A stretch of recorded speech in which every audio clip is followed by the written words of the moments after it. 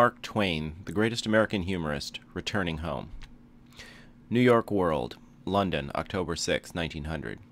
You ask me about what is called imperialism. Well, I have formed views about that question. I am at the disadvantage of not knowing whether our people are for or against spreading themselves over the face of the globe. I should be sorry if they are, for I don't think that it is wise or a necessary development. China. I quite approve of our government's action in getting free of that complication. They are withdrawing, I understand, having done what they wanted. That is quite right. We have no more business in China than in any other country that is not ours.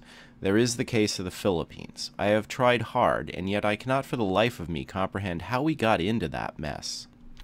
Perhaps we could not have avoided it. Perhaps it was inevitable that we should come to be fighting the natives in those lands. But I cannot understand it, and have never been able to get at the bottom of the origin of our antagonism to the natives. I thought we should act as their protector, not try to get them under our heel. We were to relieve them from Spanish tyranny and enable them to set up a government of their own, and we were to stand by and see that it got a fair trial. It was not to be a government according to our ideas, but a government that represented the feeling of the majority of the Filipinos, a government according to Filipino ideas. That would have been a worthy mission for the United States, but now, why, we have gotten into a mess, a quagmire from which each fresh step renders the difficulty of extraction immensely greater. I'm sure I wish I could see what we are getting out of it, and all it means to us as a nation. Mark Twain at home, anti-imperialist. New York Herald, New York, October 15, 1900. I left these shores, at Vancouver, a red-hot imperialist. I wanted the American eagle to go screaming into the Pacific. It seemed tiresome and tame for it to content itself with the Rockies. Why not spread its wings over the Philippines, I asked myself, and I thought it'd be a real good thing to do.